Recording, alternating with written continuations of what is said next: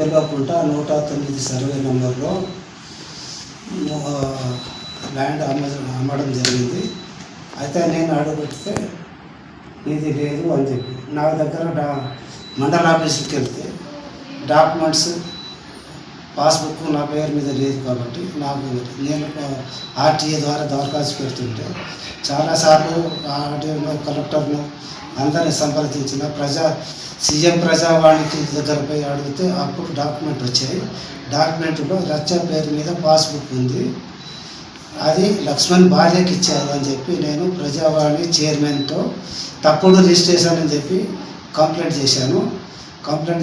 అది భూభారతి మే 9 తారీఖున సీఎం ప్రజావాణి కలెక్టర్కు ఆదేశాలు ఇచ్చారు.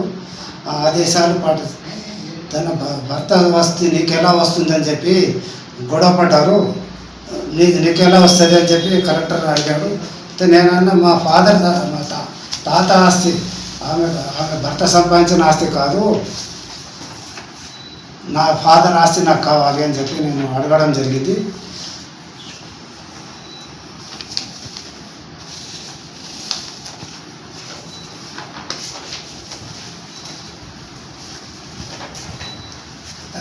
తహసీల్దార్ కలెక్టర్ గారు అప్పుడే ఇమీడియట్లీ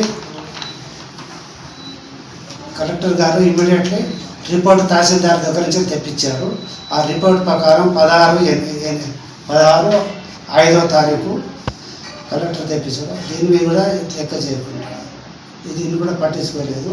ఈ లోపల కలెక్టర్ గారు తర్వాత ఈ ధరణి చట్టం జూన్ 1 నుంచి మారిపోయింది. గ్రామ సభలో భూభారతి అప్లికేషన్స్ తహసీల్దార్ గారు తీసుకోలేదు. ఎందుకంటే అక్కడ కౌరవారి సర్పంచ్ టీఆర్ఎస్ లీడర్లు కాబట్టి తహసీల్దార్ వాళ్ళ మాటలు ఇచ్చి నా అప్లికేషన్ రిజెక్ట్ చేశారు. అదే అప్లికేషను 18 తారీఖు జూన్ 18కి ఇచ్చాను, కానీ దాన్ని యాక్సెప్ట్ చేయలేదు. ఇప్పుడు నేను ఆర్టీఏలో కంప్లైంట్ ఇస్తే